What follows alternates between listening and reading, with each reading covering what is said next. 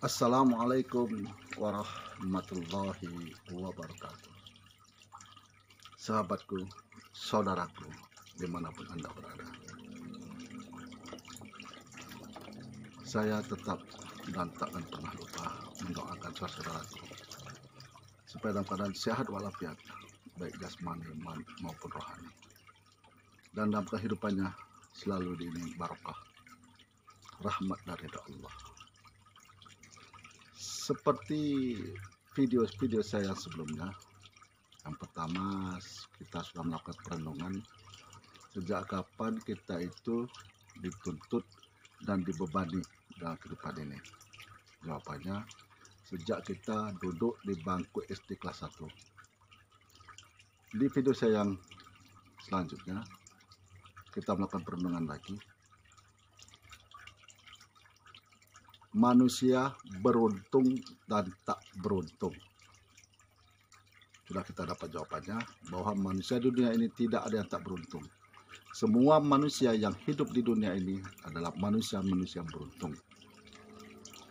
Nah, di pertanyaan saya yang ketiga, saya lihat di kolom komentar saya, alhamdulillah banyak mendoakan saya. Terima kasih banyak. Jadi kalau kita ziarah kubur, ya kan, itu untuk mengingat akan bahwa kita itu akan mati, akan meninggal, akan seperti orang-orang yang kita ziarahi. Jadi di makam itu sebenarnya kita itu mengingat kematian. Baik yang kita kunjung itu adalah saudara kita, ayah kita, ibu kita, atau teman-teman kita. Ingat, coba renungkan lagi. Mereka yang terkubur di sana adalah manusia-manusia, orang-orang yang dulunya semasa di dunia ini dia hidup. Seperti kita, dia hidup. Jadi, makna batu nisan yang ada di kuburan itu menunjukkan kepada kita bahwa kita ini bakal mati, meninggal seperti mereka.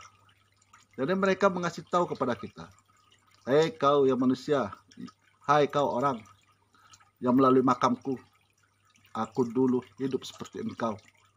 Aku dulu juga seperti engkau mengunjungi makam-makam saudaraku. Aku dulu seperti engkau bekerja, mencari rezeki, punya anak, punya istri, punya harta, punya jabatan, kedudukan. Tapi kau lihat sekarang ini, aku terbaring di sini. Itu batu nisan ngasih tahu sama kita. Makanya di surat wal asri demi masa. Jadi kita hidup ini dalam satu masa, dalam satu periode, dalam satu waktu. Jadi kalau kita pergi ke ziarah, kita lihat lahir tanggal sekian, bulan sekian, tahun sekian, wafat tanggal sekian, bulan sekian, tahun sekian. Coba bandingkan dia mulai dianya meninggal sama tahun dia sekarang ini, tahun kita sekarang ini, tahun 2021. Lama dia hidup di dunia atau lama dia hidup di kuburan itu? Itu maknanya, itu pelajaran yang harus kita dapat.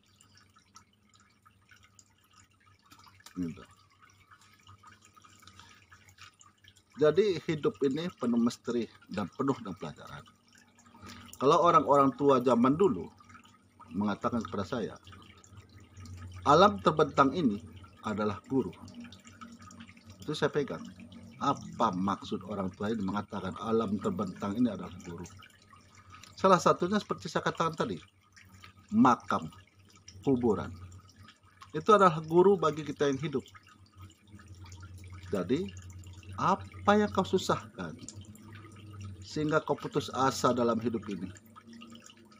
Apa yang kau gembirakan sehingga kau tertawa terkakak-kakak kau? Apa? Sementara jawabannya yang pasti, kuburan, tempat tinggal peristirahatan terakhir. Ada masalah pak, saya dikubur. Yang penting saya sudah enak hidup di dunia. Oke, nggak masalah toh. Kamu enak hidup di dunia. Bagaimana kalau kau hidup di alam barzakh kau tak enak? kau disiksa, kau diazab. Kalau hidup di dunia kita diazab orang, kalau di dunia kita dipukuli orang, ada masanya berakhir. Tapi kalau sudah kita mengalami siksa kubur, itu tak akan pernah berakhir. Kecuali setelah kita disiksa di api neraka sana, setelah itu kita dapat syafaat dari Nabi Muhammad, maka kita keluar dari neraka. Apa kamu termasuk orang yang dapat syafaat? Enggak peduli saya Pak, yang penting saya di dunia ini dulu. Saya mau merampok, saya mau menodong, saya mau menjambret. Yang penting saya happy-happy. Di dunia aja kamu mencari happy-happy. Yang hidup hanya sementara. Kamu menghalalkan semua cara. Yang hidup bakal kau tinggalkan. Kau ngotot untuk hidup di dunia supaya senang. Yang sifatnya hanya sementara, selagi napasmu ada di badan. Kalau nyawamu itu sudah pergi dari badanmu, kau terbujur kaku, menangis kau di situ, sudah kau saksikan kekuasaan Allah. Walaupun keluar air mata darahmu untuk balik ke dunia, supaya nak berbuat baik dengan sesama, tidak ada lagi. Tak ada lagi. Kesempatanmu sudah habis. Saya kasih perumpamaan. Seorang pencari mutiara disuruh terjun ke dasar laut untuk mengambil mutiara supaya dijual dapat untung. Di dalam dia terjun ke dasar laut, dilihatnya di laut itu ada pemandangan. Ada ikan, ada karang-karang, tumbuh-tumbuhan, ikan warna-warni. Dia terpesona melihat keindahan alam bawah laut. Sehingga dia lupa tujuannya terjun ke laut itu untuk apa. Lupa dia. Sementara berjalannya waktu, oksigen semakin menipis. Oksigen semakin menipis, dia harus naik ke atas lagi. Sampai di atas, sama bosnya, sama pemiliknya. Mana mutiara yang kusur tadi? Mana? Aduh bos, saya lupa tadi bos. Indah kali pemandangan di alam laut itu bos. Di bawah laut itu bos. Izinkan saya terjun sekali lagi bos. Izinkan saya bos terjun sekali lagi. Tak ada. Kesempatanmu hanya sekali. Begitulah kehidupan. Hidup ini dua kali. Mati sekali. Hidup di dunia dan hidup di akhirat. Mati sekali. Mati di dunia. Habis kita mati, ya hidup kekal abadi. Tak ada lagi kita mengalami kematian. Jadi apa yang kau senangkan? Apa yang kau tawakan? Sementara untuk dunia aja kau mencari pontang-panting, berpikir siang malam. Untuk akhiratmu kau tak berpikir. Coba renungkan kembali. Renungkan hidup ini. Nak kemana kau bawa dirimu? Ingat, kita di dunia ini adalah hidup bersama. Baik terhadap istri, anak, famili, kawan-kawan. Tapi setelah kita mengakhiri hidup ini, setelah kita menjumpai perjanjian kita, maka kita akan bertanggung jawab terhadap diri sendiri.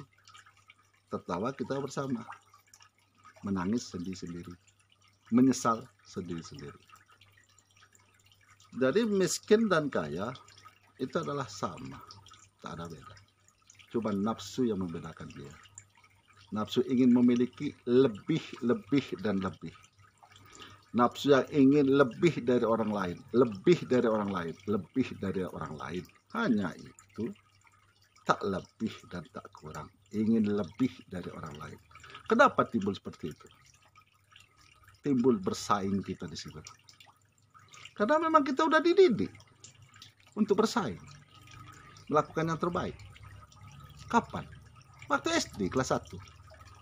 Kita udah diajar itu untuk bersaing, mendapatkan nilai yang tertinggi, nilai yang terbaik.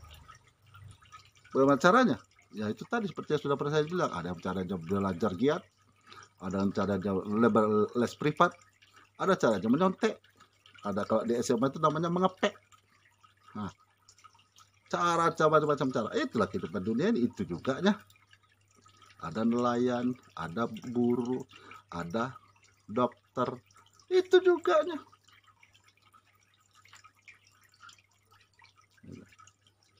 Jadi apa yang kita susahkan kawan, sobatku? Apa yang kita susahkan? Kita itu hanya dipermainkan nafsu dengan pikiran. Nafsu dan pikiran ingin lebih dan lebih dan lebih dari orang lain. Entah setelah kau dapat pun bakal kau tinggalkannya. Yang tak dapat pun bakal meninggalkannya. Nah, jadi sudah kita dapat jawaban bahwa batu nisan itu mengasih tahu kepada kita berjarah bahwa dia dulunya hidup juga seperti kita. Dan lihatlah aku sekarang terbaring di sini. Perbanyaklah amalanmu. Jangan sampai kau tidak beramal. Nanti kau menyesal seperti aku ini sudah terbaring kaku di sini Sudah aku lihat semua kekuasaan Allah itu. Aku ingin kembali ke dunia ini untuk berbuat baik dengan sesama. Tak ada lagi waktu untukku. Pelajarilah aku ini. Belajarlah kau dari aku ini. Sebelum kau mengalami seperti aku. Itu yang dibilang batu nisan. Itu namanya ilmu hikmah. Tidak semua orang memiliki ilmu hikmah. Semua orang bisa menyampaikan hadis dan hadis isi Al-Quran.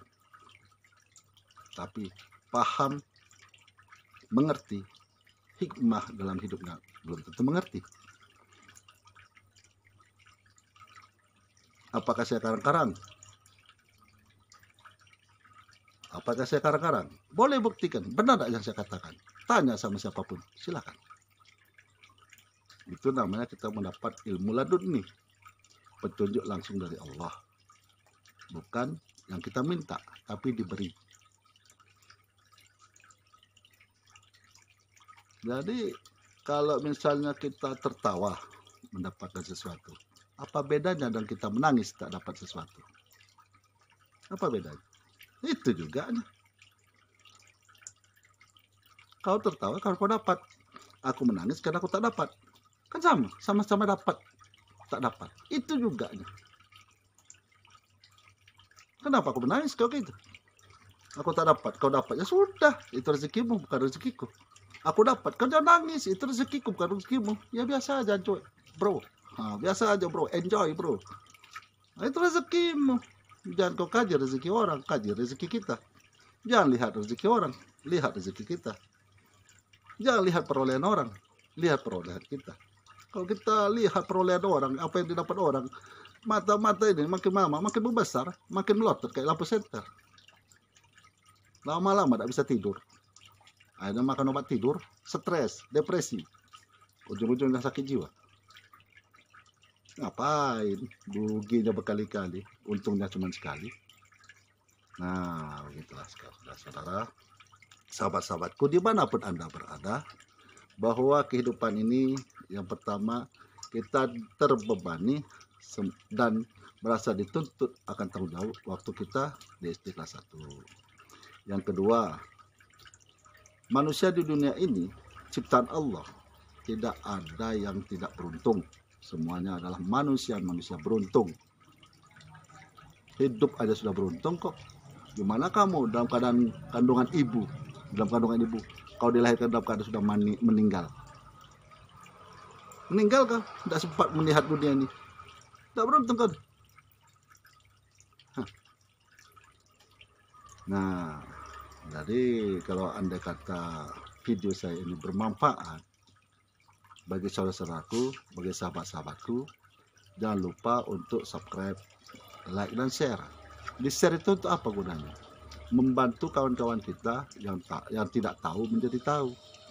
Yang tadinya hidupnya resah, gelisah, merasa dianya itu tidak beruntung, merasa hidupnya ini kok gini-gini aja, kok tidak pernah meningkat-ningkat. Akhirnya dia melihat video saya ini dan jadi tenang, nyantai hidupnya kan. Kita sedang tahu menolong kan. Nah, jadi untuk pertanyaan saya selanjutnya, untuk sahabat-sahabatku, saudara-saudaraku yang menonton video saya ini, pertanyaan saya selanjutnya adalah, setelah saudaraku dewasa, berumah tangga, ada istri, ada anak di samping, apa maksud dan tujuannya itu? Apa maksudnya saudara berumah tangga itu? Jangan jawaban anak-anak ya. Kalau jawaban anak-anak semua orang ngerti kok. Jawaban orang dewasa lah, orang-orang yang berpikir. Pertanyaan saya ulangi. Kamu kan sekarang sudah berumah tangga. Ada istri, ada anak di sampingmu. Apa sih maksud dan tujuannya itu?